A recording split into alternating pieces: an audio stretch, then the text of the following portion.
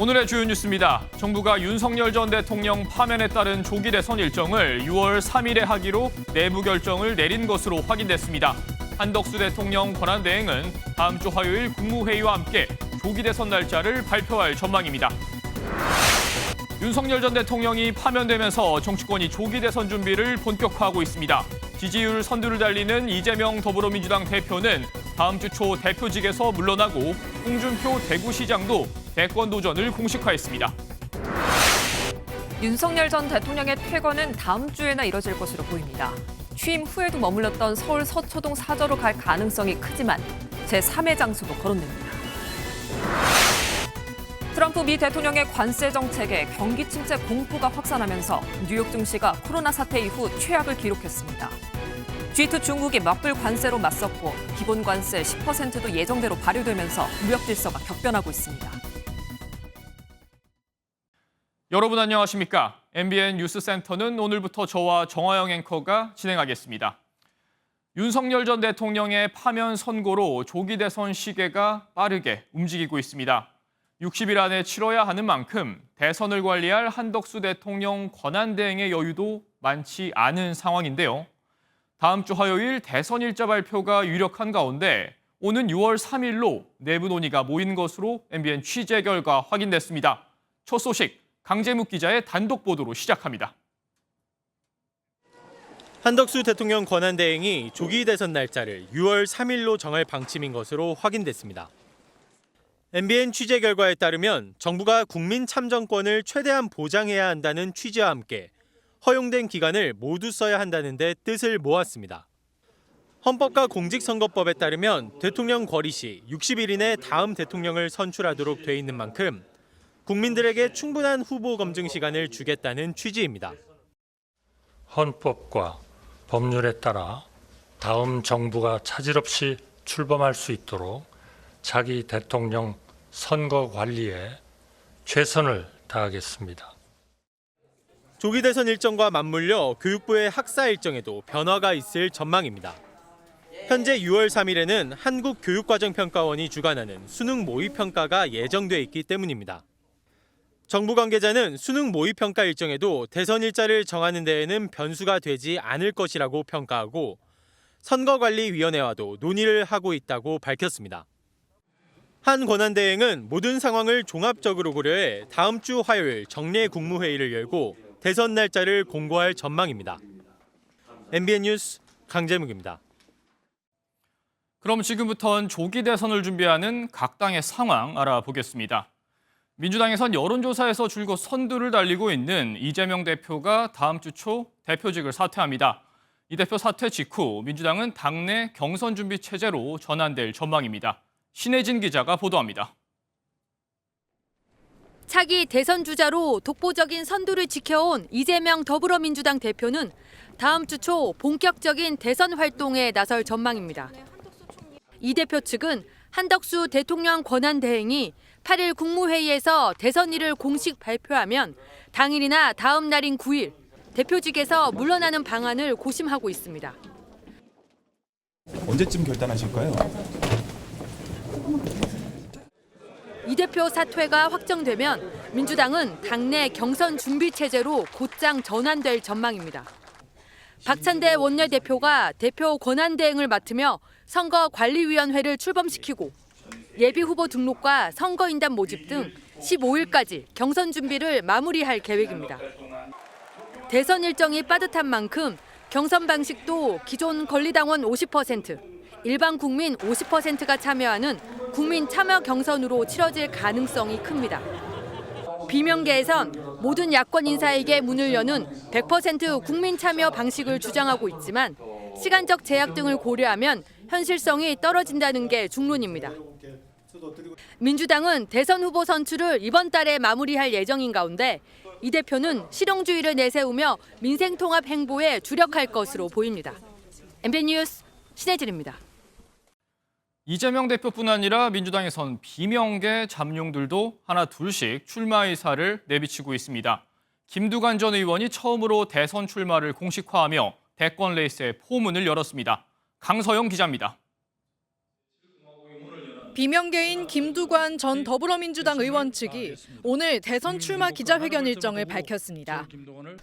김 전 의원은 오는 7일 국립서울현충원에서 김대중 전 대통령 부부 묘소를 참배한 뒤 민주당 당사에서 출마를 공식 선언한다는 계획입니다. 야권 후보 중 각종 여론조사에서 이재명 대표 뒤를 잇는 김동연 지사 측은 다음 주쯤 정확한 출마 의사를 밝히겠다고 전했습니다. 김 지사는 탄핵 선고 직후 대내외 경제 위기를 언급하며 자신의 국가정책 방향성을 밝히기도 했습니다. 광장의 분열과 적대를 끝내고 국민적 에너지를 모아 경제 대전환을 이뤄내야 합니다. 저도 절박하게 그리고 겸손하게 최선을 다하겠습니다. 김부겸 전 총리 측도 대선에 출마한다면 끝까지 완주할 것이라 사실상 출마 의사를 밝혔습니다. 김경수 전 경남지사 측은 탄핵 이후 압도적인 정권 교체가 필요하다고 강조하면서 어떤 역할을 할지 충분히 고민하겠다고 전했습니다. 다음 주 안으로 비명계 출마 의사가 공식화될 것으로 보이는 가운데 김영록 전남도지사, 전재수 의원 등도 출마 가능성이 거론되고 있습니다. MBN 뉴스 강서영입니다. 이번엔 국민의힘으로 가보겠습니다. 탄핵 선고와 함께 당내 잠룡들이 앞다퉈 대선 모드로 돌입했는데요. 가장 먼저 홍준표 대구시장이 다음 주 대선 출마 선언을 예고했고 이철우 경북지사도 출마를 고심하고 있습니다. 정태진 기자가 취재했습니다. 다음 주부터 국민 앞에 다시 서겠다. 홍준표 대구시장이 오늘 조기 대선 출마를 공식화했습니다. 홍 시장은 탄핵은 이제 과거라며 탄핵 반대의 열정을 차기 대선으로 모아야 한다. 정치 인생의 마지막 사명으로 생각한다고 출마 선언을 예고한 건데 다음 주 시장직을 사퇴할 것으로 보입니다. 30년 동안 한 게 나라 국가 경영을 어떻게 하면 대한민국이 잘 살 수 있는 나라가 될까? 그거 생각하고 정치한 거 아닙니까? TK 수장 이철우 경북지사도 복수 관계자들의 권유를 받고 출마를 고심 중입니다. 이 지사는 오늘 SNS에 무너지는 나라를 보고만 있겠냐며 대선 국면에서의 행보를 예고했습니다. 분열이 일어서 몸을 던지라는 국민의 기대와 명령에 적극 부응하기를. 김문수 고용노동부 장관도 오늘 자신을 지지하는 시민단체 연합의 대선 출마 촉구 자리에서 사실상 출마에 무게를 둔 듯한 발언을 했습니다. 저는 아무런 욕심 없습니다. 다만 이 나라가 이렇게 가서는 안 되지 않습니까? 맞습니다. 대통령을 뽑아놓으면은 또 몇 명이 짜고 또 탄핵한다. 한동훈 전 대표는 국민의힘 경선 등록 일정 등이 확정될 때까지 공식 입장을 내지 않을 방침이고 오세훈 서울시장도 정치적 메시지 없이 당장 주말 도심 집회 관리에 집중하고 있는 가운데 잠룡들은 출마 선언 시점을 고심하고 있습니다. MBN 뉴스 정태진입니다. 잠룡들의 잇단 대선 행보에도 대통령 파면을 맞은 국민의힘 지도부와 친윤계는 당혹감을 감추지 못하고 있습니다. 윤 전 대통령과 거리 두기에 나설 것이란 관측에 친윤계 의원들은 그럴 이유도 계획도 없다고 일축했습니다. 조희로 기자가 전합니다. 탄핵 반대에 앞장서왔던 국민의힘 친윤계 의원들은 어제 윤 전 대통령 파면에 대해 당혹스러워하면서도 승복하지 않을 수 없다는 입장을 밝혔습니다. 대통령을 지키지 못해 정말 죄송하다는 말씀입니다. 이런 총체적 난국을 만든 것에 대해서 정치하는 사람으로서 정말 송구스럽게 생각합니다. 일각에선 탄핵된 대통령과 당이 거리를 둬야 한다는 목소리도 나오는 가운데 친윤계에선 거리 두기는 없다는 의견이 지배적입니다. 국민의힘 한 의원은 MBN과의 통화에서 조기 대선이 열리는 마당에 거리 두기를 할 시간도 없고 이제와 탈당시키는 것도 무의미하다며 선을 그었습니다. 또 다른 의원도 윤 전 대통령이 자유민주주의의 상징이 됐다며 의도적인 거리 두기를 일축했습니다. 다만 국민의힘 원내 지도부 한 관계자는 전략적 차원에서의 거리 두기는 필요하다고 언급했습니다. 윤 전 대통령이 메시지를 내면 이목이 쏠리게 되고 이 경우 또다시 탄핵이 부각돼 선거에서 불리해진다는 겁니다. 본인 스스로가 엄청나게 억울하고 또 분통이 터지고 어떻게 하더라도 지금은 보수를 재건을 위해서 또 보수 정당의 승리를 위해서는 인내를 해야 된다. 내일 조기 대선 준비를 논의할 의원총회에 앞서 국민의힘 지도부는 당 중진 의원들과도 따로 만나 당의 통합 문제도 논의할 방침입니다. MBN 뉴스 조일호입니다. 조기 대선 국면으로 넘어간 정치권 상황, 국회팀 이병주 기자와 좀 더 자세한 얘기 나눠보겠습니다. 어서 오세요. 네, 이 기자, 60일 이내 치러질 이 조기 대선 일정부터 한번 좀 짚어주시죠. 네, 그 앞서 박근혜 전 대통령 파면으로 실시된 19대 대선 때도요. 탄핵 심판 딱 60일째인 화요일에 선거가 이뤄졌습니다. 네. 이번에도 이 60일을 꽉 채운 6월 3일로 결정되는 것으로 저희 MBN이 확인했는데요. 19대 대선 전례에 비춰보면 5월 10일과 11일 본선 후보자 등록을 하고 5월 29일과 30일에 사전투표가 진행될 걸로 보입니다. 선관위는 어제 탄핵 선고 직후부터 21대 대통령 선거 예비 후보자 등록을 시작한다고 알렸습니다. 네, 이 기자 얘기를 들어봐도 60일 이내 모두 치르기엔 정말 빡빡한 일정입니다. 무엇보다 각 당의 후보를 내기 위한 경선 일정 상당히 분주하게 돌아갈 것 같은데요. 네, 먼저 민주당 상황 먼저 보면요. 조기 대선일이 공고되면 앞서 기사에서 보신 대로 이재명 대표가 대표직에서 물러나면서 자연스럽게 대선 레이스가 본격화될 걸로 보입니다. 네. 범위를 좀 진보 진영으로 확대해서 보면요. 조국 혁신당 등에서도 이 일정에 맞춰서 후보를 낼 걸로 보이는데요. 혁신당과 비명계가 주장하는 완전 국민 경선, 즉 오픈 프라이머리 같은 경선 룰을 둘러싼 후보 간 신경전도 치열해질 전망입니다. 다만 민주당 지도부 관계자는 경선 기간이 3주도 안 될 것 같다면서 선거인단 모집 등의 시간이 더 걸리는 국민 완전 경선은 물론 전국 순회 경선도 빠듯하다고 분위기를 전했습니다. 국민의힘은 탄핵의 여파를 수습하는 데 주력하는 모습인데요. 내일 의원총회에서 차기 대선에 대한 방향성과 경선 일정 등을 포함해 당내 의원들의 의견을 듣고 방침을 세울 것으로 전해졌습니다. 조기 대선에 대한 책임도 일부 있는 만큼 민주당 일정에 발맞추며 소극적으로 진행할 가능성이 보입니다. 그런데 민주당에서 조기 대선일을 강제로 지정할 수 있도록 하는 법안을 발의했다면서요? 네, 탄핵 심판이 나온 어제 발의된 법안인데요. 민주당 김윤덕 사무총장 등이 공동 발의한 법안입니다. 이른바 조기 대선일 강제 공고법으로 대통령 거리 시 권한대행이 4일 이내에 대선일을 공고해야 하고 그렇지 않으면 선관위가 대선일을 공고할 수 있도록 규정하고 있습니다. 법안에 동참한 민주당 한 지도부 의원 연락해 보니까요. 한덕수 권한대행과 최상목 경제부총리가 헌법을 대놓고 어겼던 만큼 압박하는 차원이라고 설명을 했습니다. 한 권한대행이 대선일 공고를 지연할 가능성까지 염두에 두고 조기 대선 시행과 관련한 각종 변수를 지금부터 미리 차단하려는 모습입니다.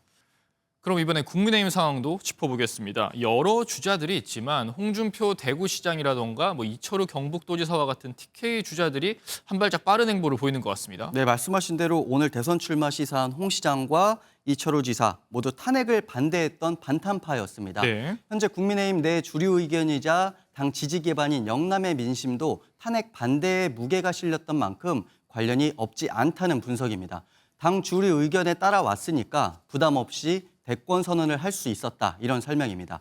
반대로 탄핵에 찬성했던 인물들은 조기에 대선 출마를 공식화할 경우 다른 속내가 있었던 것 아니냐, 이런 당내 공격을 받을 수도 있습니다. 상대적으로 대권 도전에 더 신중할 수밖에 없는 이유입니다. 네, 하지만 여러 조사를 보더라도 이재명 민주당 대표의 존재감이 단연 독보적입니다. 보수 진영에서도 이러한 부분에서 고민이 만만치 않겠죠? 네, 그래서 보수 진영에서 여러 인물론들이 나오고 있습니다. 네. 한동훈, 유승민 등 찬탄파에 이어서 일각에서는 한덕수 권한대행의 출마 가능성까지 거론하고 있는 상황입니다. 여러 인물이 경쟁하면서 자연스럽게 국민의 관심과 지지를 얻는 컨벤션 효과를 기대한다는 겁니다. 실제 민주당 지도부 한 의원은 주자들 간의 치열한 경쟁과 예측 불가성이 흥행의 요소인 만큼 민주당보다는 국민의힘 후보 선출 과정에 관심이 더 쏠릴 수밖에 없어 보인다, 이렇게 말을 했습니다. 네, 결국 대선을 앞두고 우위를 점하기 위한 진영 간의 신경전 갈수록 거세지겠네요. 네, 그렇습니다. 일단 민주당에서는 정부와 국민의힘을 향한 공세고삐 늦추지 않는 모습입니다. 네, 당장 한덕수 대행과 최상목 부총리 탄핵 카드 계속 쥐고 있는 상황인데요. 여기에 내란에 동조한 국민의힘 의원을 처벌해야 한다는 주장도 계속 이어가고 있습니다. 네. 대선 기간 내내 윤석열 정부 인사와 국민의힘 실정을 파고든다는 전략입니다. 반면 국민의힘에서는 이재명 대표만은 안 된다, 이런 이재명 불가론을 지속적으로 제기할 것으로 보이는데요. 당장 박수영 국민의힘 의원은 그래도 이재명은 안 된다는 제목의 SNS 글을 올리면서 오히려 국정을 마비시키지 않고 국가를 안정시킬 책임 정치가 그 어느 때보다 절실해졌다고 강조를 했습니다. 이재명 대표의 재판이 아직도 진행되고 있는 만큼 사법 리스크를 부각하고 또 유권자들에게 민주당 독주에 대한 우려를 지속적으로 강조할 것으로 보입니다. 네, 오늘 말씀 잘 들었습니다. 지금까지 국회팀 이병주 기자였습니다. 파면 이틀째 관저에 머물면서 퇴거 준비를 하고 있는 윤석열 전 대통령이 오늘 나경원 국민의힘 의원을 불러서 만났습니다. 어려운 시기에 역할을 해줘서 고맙다고 했다는 대화 내용이 전해졌는데요. 이기종 기자가 전해드리겠습니다.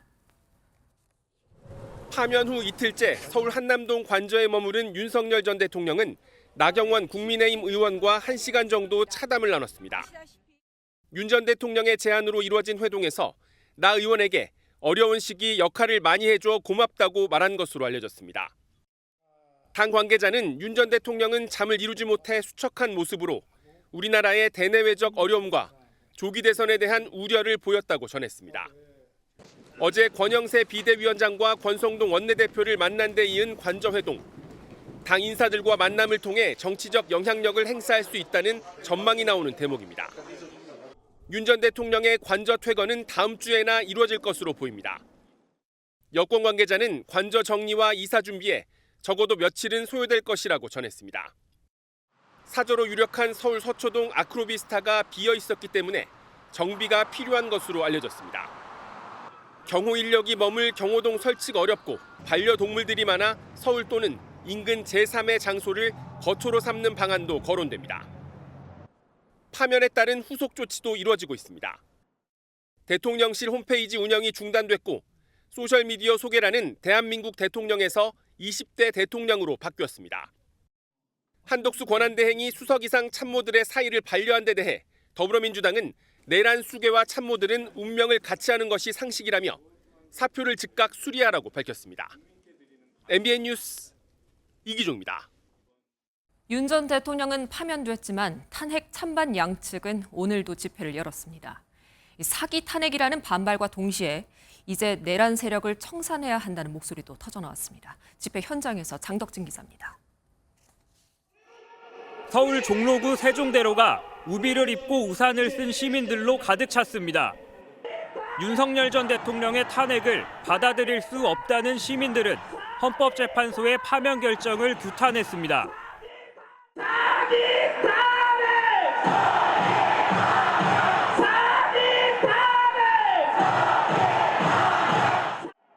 전광훈 사랑제일교회 목사는 국민저항권을 언급하며 헌재를 해체해야 한다고 강경 발언을 쏟아냈습니다.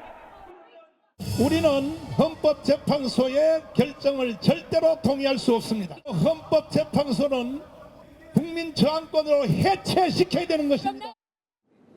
보수단체의 집회 현장과 수백 미터 떨어진 곳에서는 내란 세력 청산 등의 문구가 적힌 손팻말을 든 시민들이 모여 탄핵을 환영하는 집회를 열었습니다.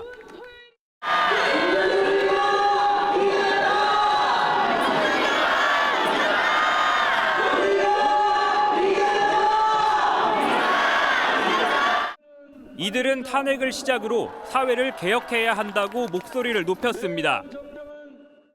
평화와 평등, 생명과 생태, 돌봄과 노동이 존중받는 지속 가능한 사회를 위한 사회 대계획을 완성해야 합니다. 광화문 일대에서 대규모 집회가 열리면서 일부 도로가 통제됐는데요. 탄핵 찬반 양측의 집회는 물리적 충돌은 없이 마무리됐습니다. MBN 뉴스 장덕진입니다. 세계 각국에서 윤 전 대통령 파면에 대한 반응을 내놓고 있습니다. 미 국무부는 헌법재판소의 판단을 존중한다고 밝혔고 일본은 한일 관계 협력을 강조했습니다. 세계 각국 반응들을 한여일 기자가 정리했습니다. 대한민국의 대통령 파면 결정에 대해 미국 국무부가 헌법재판소의 결정을 존중한다는 입장을 밝혔습니다. 미 국무부는 새 대통령이 선출될 때까지 한덕수 권한대행 등 한국 정부와 협력하겠다고 전했습니다. 트럼프 대통령은 별다른 입장을 내지 않았지만 국무부는 한미 동맹을 위해 노력할 것이라고 강조했습니다. 일본도 한일 협력의 의지를 내비쳤습니다. 일본 요미우리 신문은 일본 정부가 윤 전 대통령 파면으로 출범할 차기 정부와 이른 시일의 신뢰관계를 구축할 계획이라고 보도했습니다.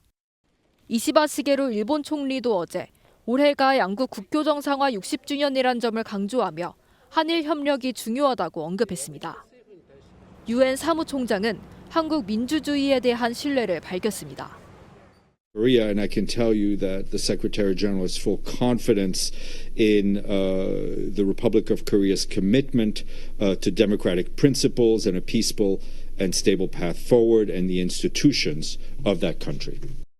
유럽연합 역시 한국의 헌법과 법적 절차를 존중한다며 한국과 긴밀한 협력을 재확인한다고 전했습니다. MBN 뉴스 한여입니다. 북한도 윤 전 대통령 파면 소식을 전했습니다.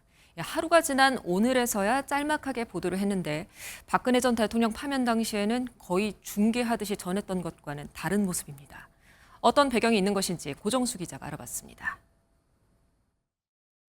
윤석열 전 대통령에 대한 헌법재판소 파면 결정을 다룬 북한 조선중앙통신의 오늘자 보도입니다. 재판관 전원일치, 탄핵안 가결 이후 111일만, 외신 인용 등 사실만 담고 북한 특유의 논평은 담지 않았습니다. 이 내용은 북한 주민들이 보는 노동신문에도 그대로 실렸습니다.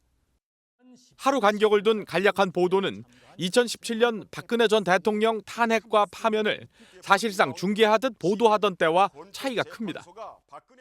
석 달 동안 재판 심리를 해온 헌법재판소는 이날 재판관 8명의 만장일치로 북한은 대신 파면 당일 김정은 국무위원장의 특수작전부대 시찰 소식을 힘주어 전했습니다. 총기까지 수풀로 위장한 군인들의 모습을 드러내면서 드론 등에 대비한 현대전 훈련을 시사했습니다. 김정은 동지께서 4월 4일 조선인민군 특수작전 부대들의 훈련 기지를 방문하시고 종합훈련을 지도하셨습니다. 북한이 윤 전 대통령의 비상계엄 선포와 탄핵안 가결도 며칠 뒤에야 보도한 점까지 고려하면 적대적 두 국가 관계 선언 이후 의도적인 거리두기 행보로 해석되고 있습니다. MBN 뉴스 고정수입니다. 헌재의 윤 전 대통령 파면 결정에는 검경의 수사 기록이 큰 힘이 됐다는 분석입니다.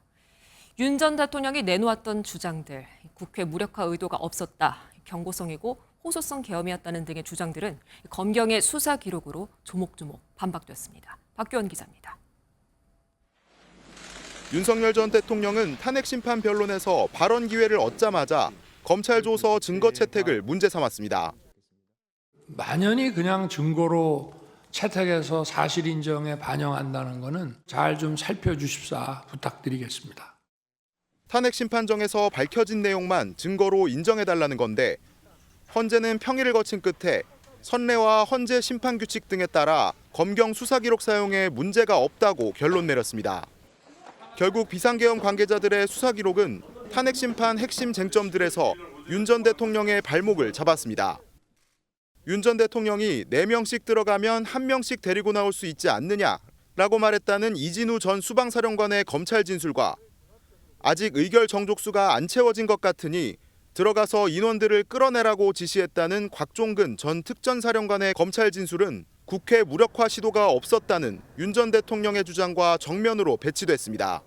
경고성 계엄이었을 뿐이었다는 윤 전 대통령의 주장도 최상목 부총리가 비상입법기구 구성 지시 쪽지를 받았다는 수사 기록 등으로 힘을 잃었습니다. 탄핵 심판 변론에 출석한 일부 증인들이 진술을 거부하는 등 소극적인 태도를 보였던 만큼 수사 기록이 없었다면 변론이 상당 기간 지체됐을 것이라는 분석이 나옵니다. MBN 뉴스 박규원입니다. 그리고 자연인 신분이 된 윤 전 대통령에 대한 검찰 수사도 빨라질 것이란 전망이 나오고 있습니다. 특히 명태균 씨 관련 의혹 수사에는 김건희 여사를 먼저 소환할 것이란 추측도 나오고 있는데요. 하지만 대선 전국이 펼쳐진 상황에서 검찰의 부담도 엿보입니다. 우중환 기자입니다. 명태균 씨가 연루된 공천 개입과 불법 여론조사 의혹 수사는 이미 지난해 말부터 상당 부분 진행됐습니다. 명 씨와 김영선 전 국민의힘 의원은 재판을 받고 있고 오세훈 서울시장과 홍준표 대구시장, 국민의힘 관계자들은 수사를 받고 있습니다. 반면 윤석열 전 대통령은 의혹의 정점에 있지만 대통령 재직 중 불소추 특권이 적용돼 수사가 답보 상태였습니다. 김영선이 그냥 사선위원에다가 경선 때도 열심히 뛰었는데 좀 해주지 뭘 그러냐. 내가 상현이한테 내가 한 번 더 얘기를 할게. 걔가 공관위원장이니까. 제가 진짜 평생 은혜 잊지 않겠습니다, 대통령님. 하지만 대통령직을 잃은 만큼 수사에 속도가 붙을 거라는 전망이 나옵니다. 일각에서는 검찰이 조만간 김건희 여사를 먼저 소환 조사한 뒤 윤 전 대통령을 부를 거라는 추측도 나옵니다. 네, 당선인이 지금 전화했는데 하여튼 당선인 이름 팔지 말고 그냥 미르라고 했어요. 지금 전화해서. 예, 고맙습니다. 당연하죠. 다만 윤 전 대통령 탄핵과 동시에 시작된 대선 전국은 검찰의 부담입니다. 검찰 관계자는 선거 기간에는 여야와 상관없이 정치적으로 활용될 수 있는 수사는 자제하는 분위기라며 수사팀도 많이 고민하고 있을 거라고 전했습니다. 앞서 박근혜 전 대통령은 파면 뒤 열흘 만에 검찰 소환 조사를 받고 구속됐습니다. MBN 뉴스 우종헌입니다. 트럼프 대통령의 상호 관세 조치에 중국이 맞불 관세로 대응하자 미국 증시가 패닉에 빠졌습니다. 5년 만에 최악의 증시 폭락이 이어졌지만 트럼프 대통령은 정책을 절대 바꾸지 않을 것이라고 공언했습니다. 이 워싱턴 강영구 특파원의 보도 먼저 보시고 경제 전문가와 함께 세계 경제 상황 짚어보겠습니다. 뉴욕 증시가 충격에 빠졌습니다. 다우지수는 5.5% 떨어졌고 기술주 중심의 나스닥과 S&P 500 지수 역시 6% 가까이 폭락하며 패닉 장세가 펼쳐졌습니다. 2020년 3월 팬데믹 쇼크 이후 최악의 하루를 보냈습니다. 애플과 엔비디아, 테슬라 등 시가총액 상위 기업들의 주가도 최대 10% 급락했습니다. 트럼프 대통령의 상호 관세에 대응해 중국이 모든 미국산 수입품에 보복 관세를 부과한다고 맞받아치면서 시장의 불안이 극대화됐습니다. 国务院关税税则委员会发布公告，对原产于美国的所有进口商品加征34%关税。 트럼프 대통령은 중국의 맞대응 조치를 비난하고 내 정책은 절대 변하지 않는다며 무역 전쟁 격화를 예고했습니다. 관세 정책이 물가 상승을 유발할 것이라는 파월 의장의 지적에는 정치는 그만하고 금리나 인하하라며 신경질적인 반응을 보였습니다. 증시뿐만 아니라 국제유가도 하루 만에 7%나 급락했고 심지어 금값까지 하락한 것은 경기 침체 우려를 반영했습니다. 전문가들은 관세 부과와 보복 관세가 무역 감소를 이끌고 결과적으로 글로벌 경기 침체로 이어질 것이라고 우려했습니다. 트럼프 대통령의 상호 관세 정책은 세계 경제에 충격파로 다가오고 있습니다. 워싱턴에서 MBN 뉴스 강영구입니다. 석병훈 이화여대 경제학과 교수 모시고 세계 경제 상황 자세히 얘기 나눠보겠습니다. 어서 오세요. 안녕하십니까. 네, 교수님, 경제적 아마겟돈이다라는 말까지 나왔습니다. 그만큼 미 증시가 최대 낙폭을 기록했는데 이렇게까지 파장이 컸던 이유가 있을까요? 예, 무엇보다도 지난 2일에 트럼프 미 대통령이 세계 각국에 대해서 상호 관세 부과를 발표를 해서 큰 충격을 받았습니다. 그런데 그 충격이 시장에서 채 가시기도 전에 다시 중국이 미국에 대해서 34% 보복 관세 부과를 발표를 함으로써 바이오 주요국들이 미국에 대한 보복 조치를 할 것이다. 그래서 전 세계로 무역 전쟁이 확산될 것이다라는 공포가 미국의 주식 시장을 강타한 것으로 보입니다. 네, 당장 두드러지는 금융시장뿐 아니라 인플레이션이라든지 아니면 미국의 다른 산업 전반에 우려되는 바는 없습니까? 예, 미국의 경기 침체뿐만 아니라 인플레이션이 자극될 것으로 예측이 되고 있습니다. 네. 연초에 미국의 주요 투자 은행들에서요. 미국이 10% 보편 관세를 부과하고 중국에 대해서 60% 관세를 부과할 경우에 미국의 경제 성장률이 0.5에서 0.8% 낮아질 것이다라는 전망이 있었습니다. 그러한 타격 때문인지 미국인의 54%가 트럼프 대통령의 관세 정책에 반대한다는 조사 결과도 있더라고요. 그럼에도 트럼프 대통령은 정책을 고수한다는 건데 궁극적으로 무엇을 노리고 있다고 봐야 될까요? 예, 가장 중요한 목표는 무엇보다도 지금 제조업, 미국 제조업을 부활시켜서 제조업의 많은 일자리를 창출하는 것이 가장 중요한 목표가 되겠습니다. 네. 트럼프 대통령은 다음 중간선거, 2년 뒤에 있을 중간선거에서 승리하는 것이 가장 중요한 목표인데요. 중간선거에서 승리를 하기 위해서는 미국의 북서부에 있는 쇠락한 제조업 지대인 러스트벨트에서 지지율을 끌어올리는 것이 필요합니다. 그런데 러스트벨트에서 그동안의 제조업이 쇠락한 가장 큰 이유는 중국을 비롯한 아시아 각국에서 값싼 제조업 제품들을 수입해 왔기 때문이라고 생각을 하기 때문에 관세를 부과함으로써 중국 등 아시아 각국을 견제를 하고요. 이것이 지금 미국의 제조업을 부활시켜서 제조업 일자리를 많이 창출하면 결국은 이 러스트벨트 지역에서 지지율이 상승해서 중간선거 승리를 할 것이다. 이것이 가장 중요한 목표가 되겠습니다. 교수님, 결국 우리로서는 이게 한국 경제에 미칠 파장을 우려할 수밖에 없습니다. 당장 예상되는 피해 규모라든지 분야 좀 어떻게 전망하실까요?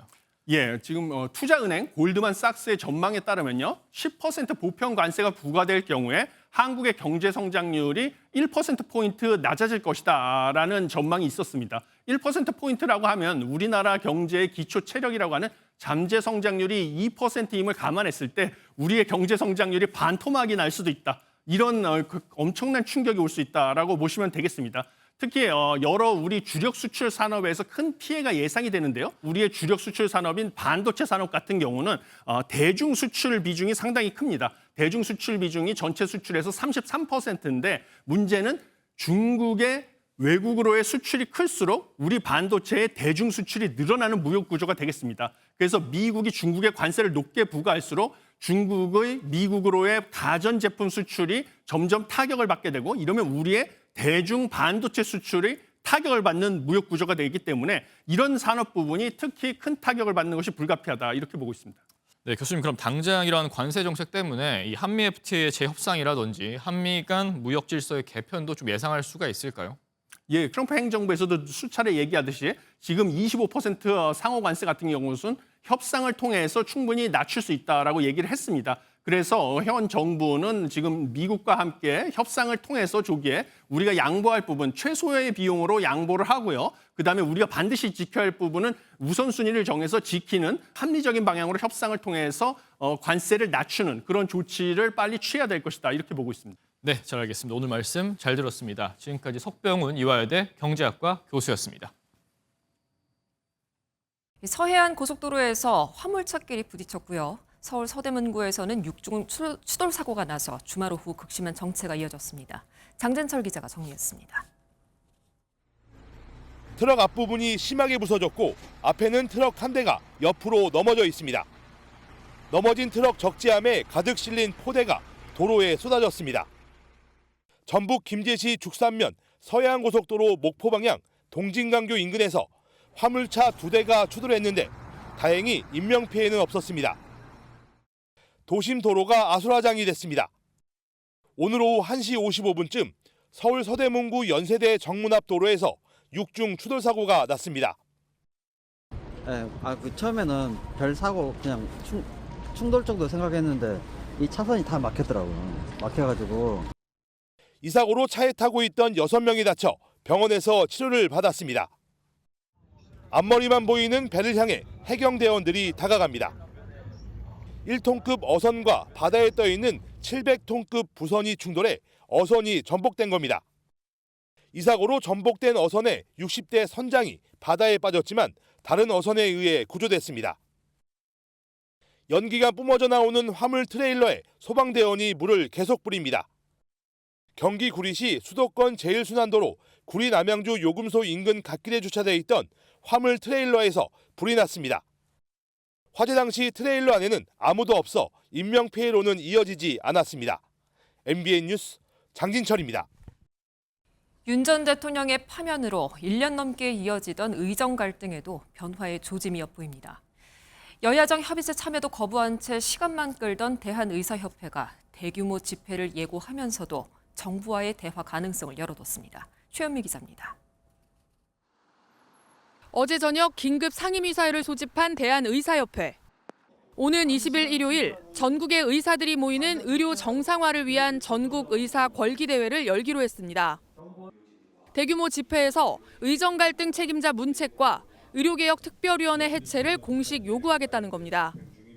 구체적인 투쟁 계획은 오는 13일 의대 교수와 개원이 전공의 등 의료계 전 직역이 참여하는 전국의사 대표자 회의에서 확정합니다. 이전 정부의 정책이 어떤 의미가 있겠어요? 일단 멈춰서 정리하고 지금 그럴 때죠. 뭔가를 더 하겠다고 나설 때가 아니잖아요. 전국 단위 의사 집회가 열리는 건 지난해 6월 이후 10개월 만인데 당시 서울 여의도에 경찰 추산 12,000명, 의협 추산 4만 명이 모였습니다. 이번에도 적지 않은 의사들이 참여할 걸로 예상되지만 일요일이라 집단 휴진 등으로 인한 혼란은 없을 걸로 예상됩니다. 의사협회는 동시에 대화 가능성도 열어놨습니다. 김성근 의협 대변인은 조기 대선 전이라도 정부와 대화할 의지가 있느냐는 질문에 요청이 온다면 시간 끌 이유가 없다고 밝혔습니다. MBN 뉴스 최은미입니다. 네, 지금 뉴스를 보면서요. 내가 어떻게 호흡을 하고 있는지 한번 확인해 보시겠습니까? 코로 숨을 쉬고 있다면 100점이지만요. 입으로 내쉬고 있다면 하루빨리 고치시는 게 좋겠습니다. 무심코 하는 구강호흡 습관이 오래된다면 부정교합이 생길 수도 있다고 합니다. 자세한 내용은 한범수 기자가 전해드립니다.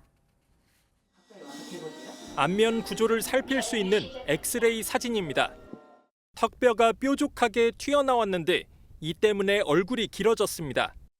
코뼈는 휘고 윗니는 앞으로 돌출됐습니다. 입으로 숨을 쉬는 구강호흡으로 인해 얼굴에 변형이 일어나고 부정교합까지 생겼다는 게 전문가 소견입니다. 입을 자주 벌리자 아래턱은 하중을 받아 과잉 발달한 반면 위턱은 힘을 잃고 약해져 주변의 코와 윗니에까지 영향을 미치게 된 것입니다. 여기가 좁아지는데 그걸 보상하기 위해서 치아 앞니가 앞으로 나가게 되고요. 그다음에 아래턱 같은 경우는 이 혀가 계속해서 눌러주다 보니까 구강호흡은 치아나 잇몸을 상하게 하고 감기나 목 이물감의 원인이 되기도 합니다. 그럼에도 숨을 쉬기 편하기에 자신도 모르게 구강호흡을 하게 될 때가 적지 않습니다. 기침이 나오기도 하고 목이 말라가지고 좀 물을 찾기도 하는 그런 경험을 했던 기억이 있습니다. 숨을 쉬다 보면 나도 모르게 좀 입으로 숨을 쉬는 경우가. 전문가들은 평소 코로 숨 쉬려는 의식적인 노력이 필요하다며 얼굴 근육이 이완되는 수면 시간에는 테이프로 입을 막는 게 도움이 될 수 있다고 말합니다. 비염이 있으면 구강호흡에 대한 의존이 심해질 수밖에 없는 만큼 코막힘 치료를 병행하는 것도 중요합니다. MBN 뉴스 한범수입니다. 4연패 수렁에 빠졌던 프로야구 한화 이글스가 삼성에 7대6 극적인 역전승을 거뒀습니다.